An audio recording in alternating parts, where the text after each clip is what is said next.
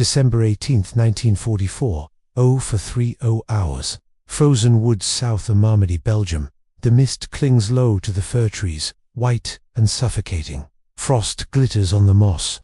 Somewhere in the dark, an MG-42 chatters a sound like tearing canvas, vicious and rhythmic, then silence, then screaming, American voices, then more silence. Obergrenadier Klaus Hartmann, 19 years old, Waffen-SS, 1st Panzer Division, crouches behind the shattered trunk of an oak and tries to control his breathing. His hands shake, not from the cold, from something else, something he cannot name.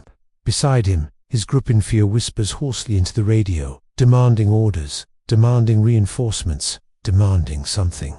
But the voice on the other end is crackling, incoherent, panicked.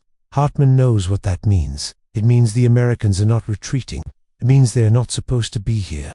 It means everything the officers promised about the Ardennes offensive, about the final gamble, about sweeping these green, cowardly Amos back into the sea, was a lie. Because the Americans are not green, and they are not cowards.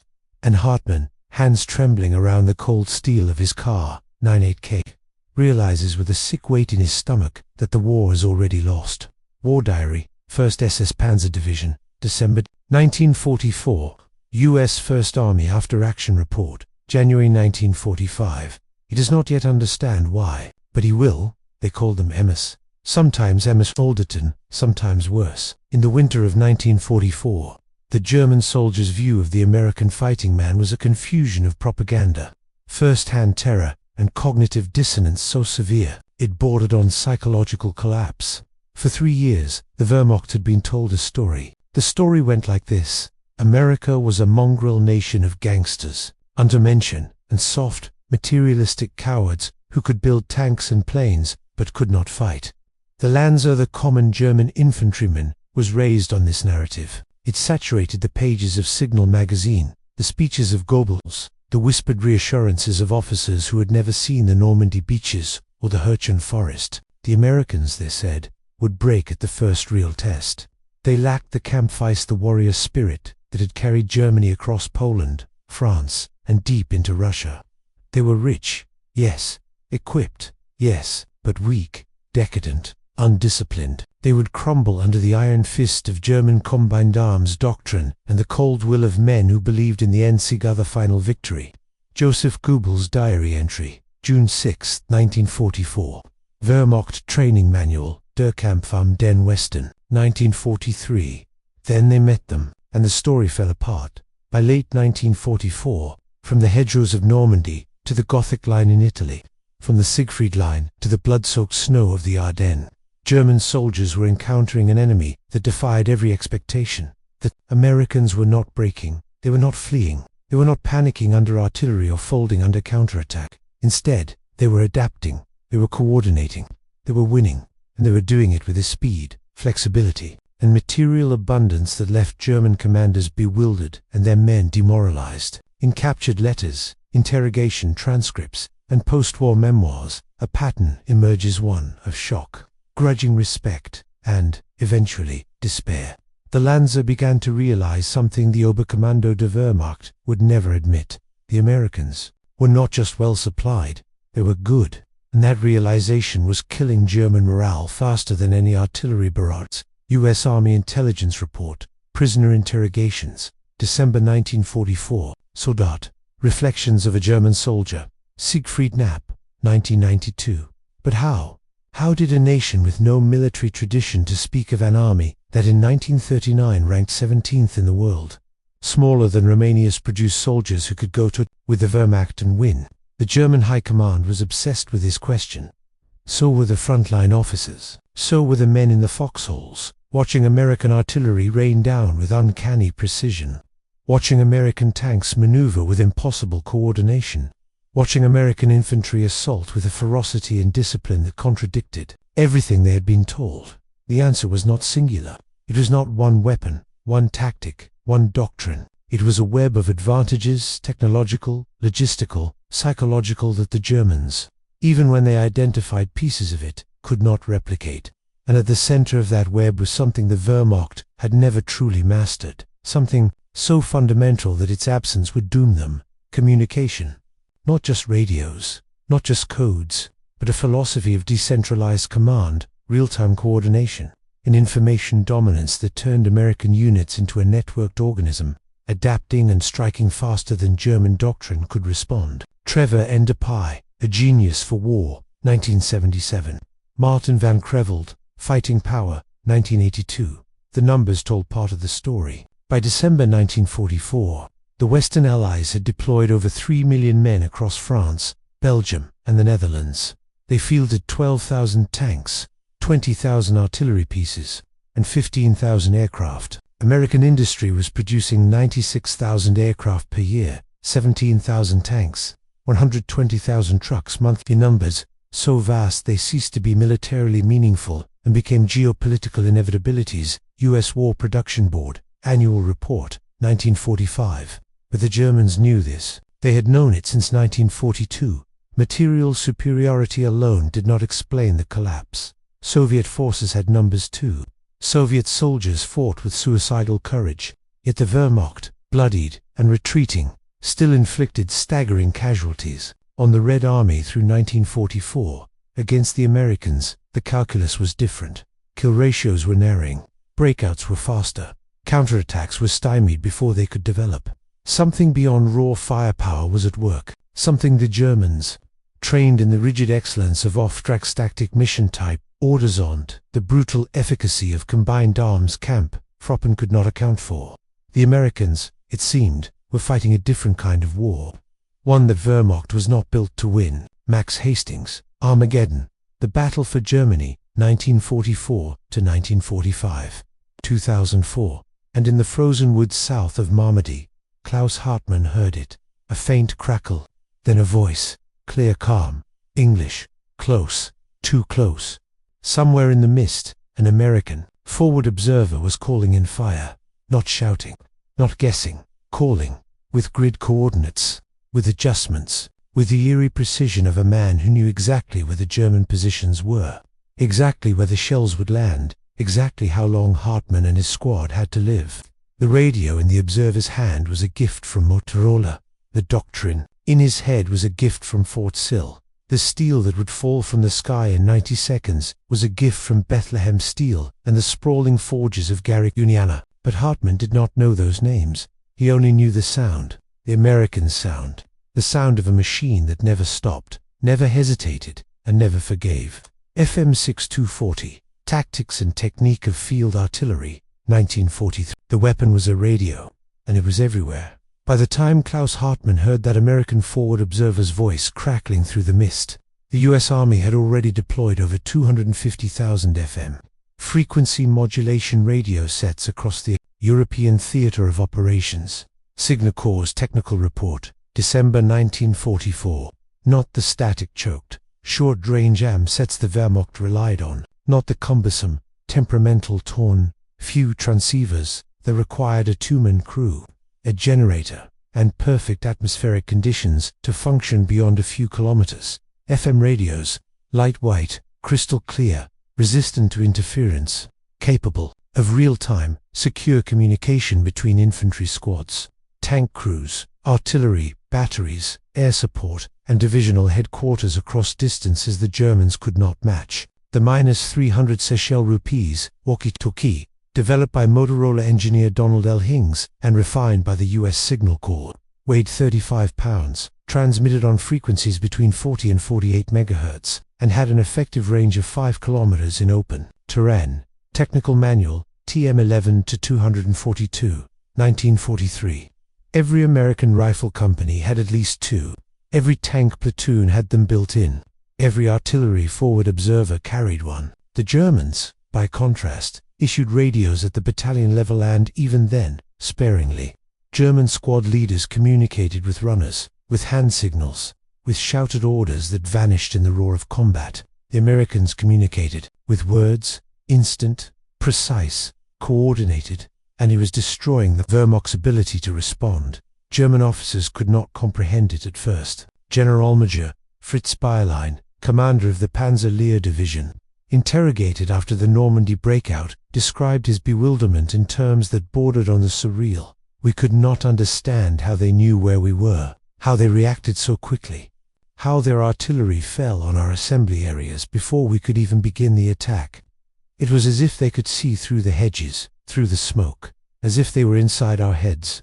U.S. First Army Intelligence Summary, August 1944. Dramatized, composite. He was not wrong. American units were not clairvoyant. They were networked. A Sherman tank commander spotting German movement could radio a forward observer. The observer could relay coordinates to a fire direction center. The center could compute firing solutions and relay them to 6, 8, 12 artillery batteries simultaneously. From spotting to impact, 90 seconds, sometimes less.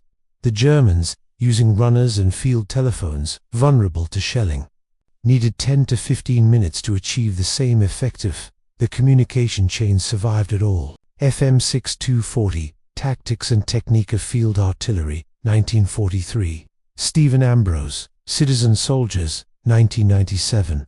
In mobile warfare, that gap was lethal. In the Falaise pocket, at the Bulge, in the drive to the Rhine, American artillery achieved kill ratio that German after-action reports described as unnatural and impossible. 7th Army War Diary, January 1945. The technology was born in peacetime laboratories. Edwin Armstrong, a Columbia University professor, invented frequency modulation in 1933. He pitched it to RCA. They rejected it. The U.S. Army Signal Corps did not. By 1940, engineers at Fort Monmouth, New Jersey, were building prototypes. By 1942, assembly lines at Motorola's Chicago plant, Galvin Manufacturing, and General Electric's plants in Bridgeport and Schenectady were stamping them out. By the thousands. George Rayner Thompson, The Signal Corps, The Test, 1957. Each minus 300 Seychelles rupees cost $250 to produce roughly $4,000 in $2,025. Cheap, scalable, reliable. The Germans, meanwhile, clung to the torn.fu.d2, a 30-kilogram beast that transmitted on AM frequencies clotted with static, required constant tuning, and broke down in rain, cold, or dust. Chiman engineers knew FM existed. They lacked the industrial base, the standardized parts production, and the strategic foresight to deploy it at scale. David Kahn, The Codebreakers, 1967. By 1944, the technological gap was insurmountable. American soldiers were fighting 20th century war. The Germans were fighting with 19th century communication doctrine wrapped in 20th century steel. Then came the Hurtgen Forest, November 2, 1944. 50 square kilometers of dense, dark woodland along the German-Belgian border. Visibility, 50 meters on a good day. Mud, rain, mist. The kind of terrain where radios should fail, where line-of-sight communication collapses, where armies dissolve into isolated, terrified fragments.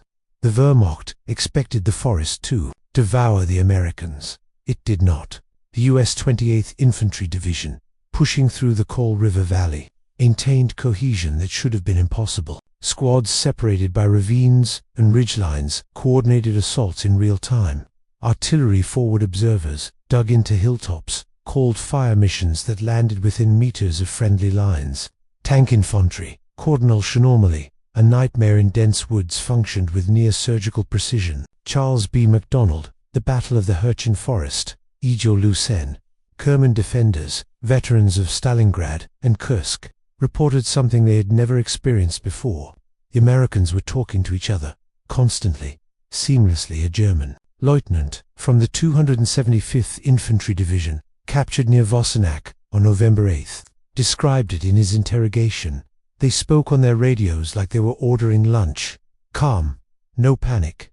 And then the shells came. Always the shells. The 5th Corps Interrogation Report, November 1944. Dramatized composite. The numbers were merciless.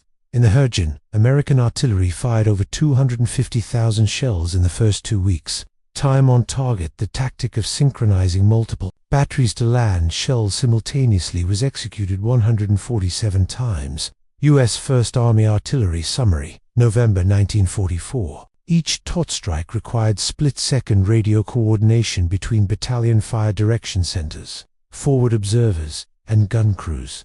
The Germans, relying on landlines that American shelling cut within hours, could not reciprocate. was sporadic, uncoordinated, late. By November 16th, the 275th Infantry Division had lost 60% of its combat strength. Not to American infantry.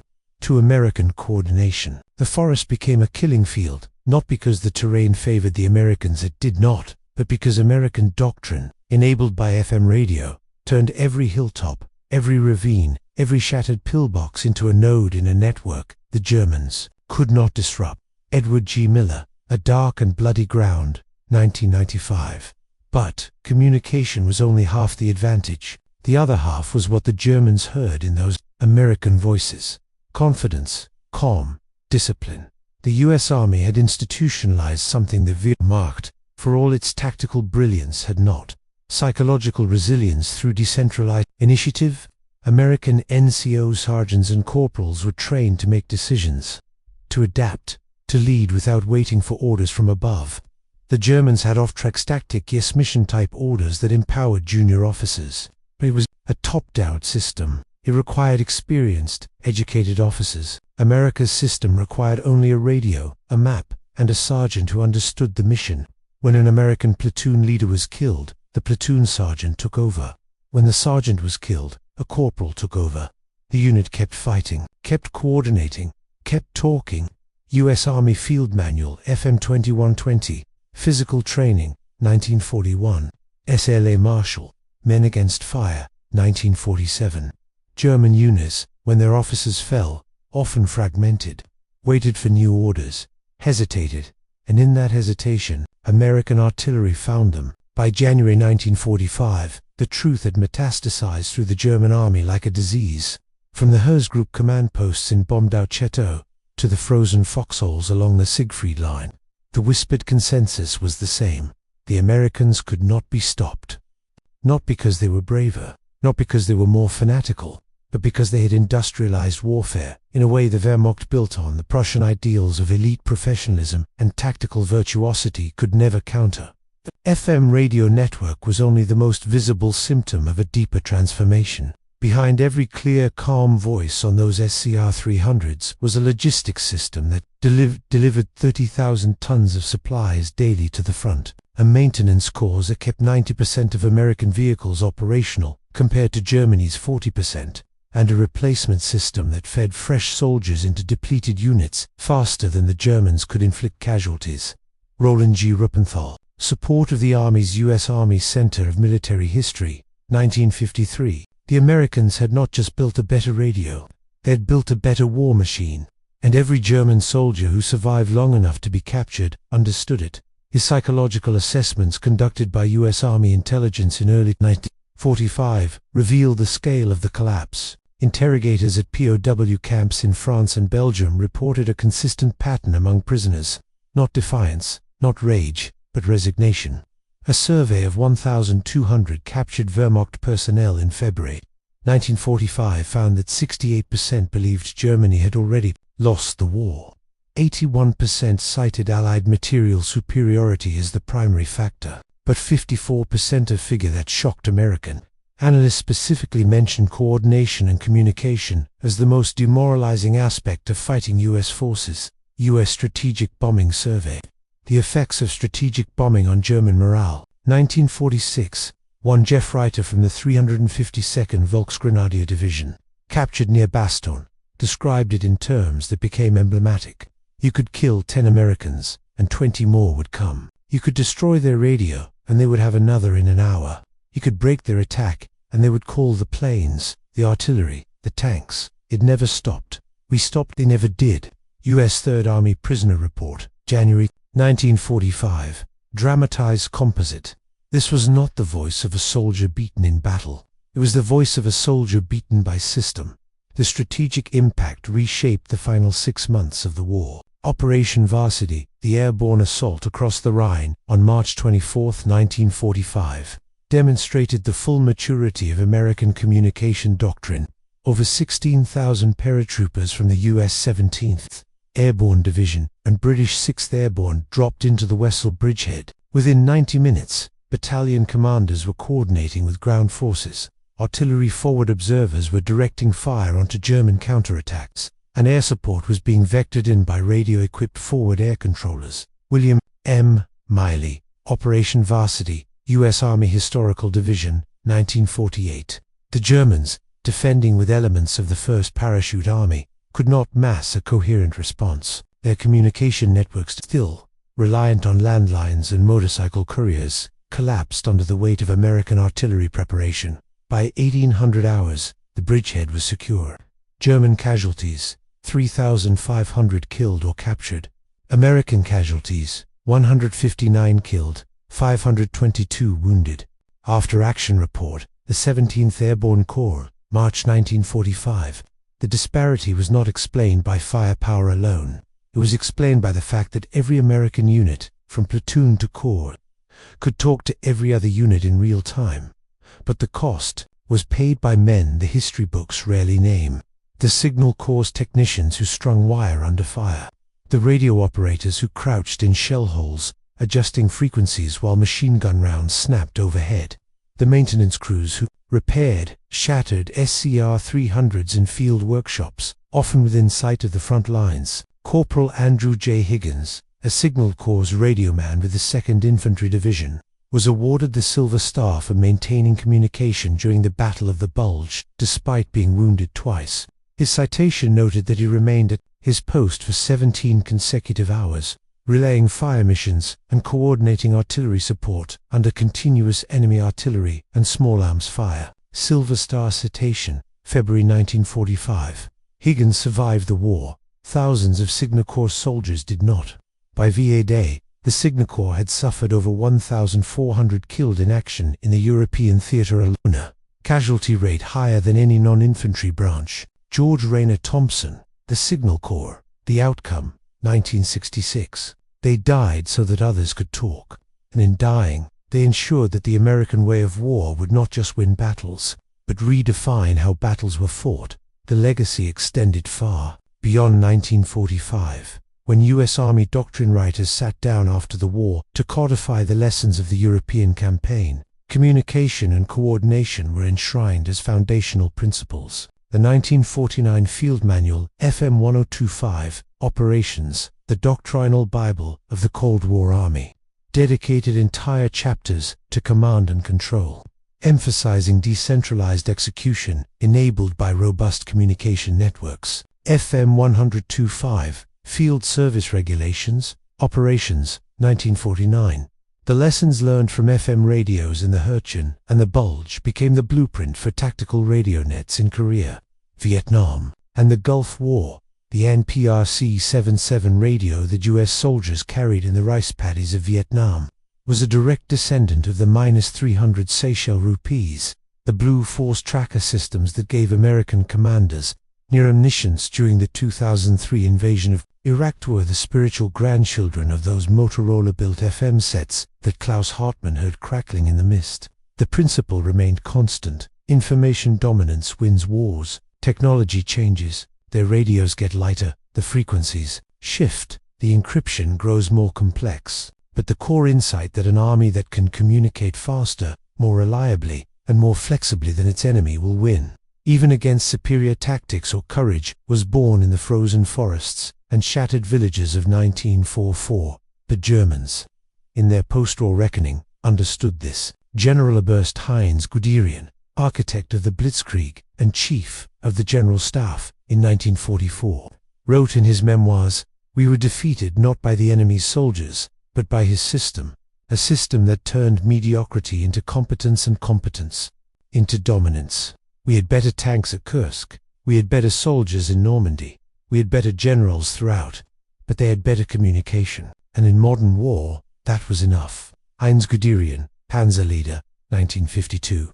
It was a bitter admission from a man who had once led armored columns across Poland and France with the speed of lightning, but it was true.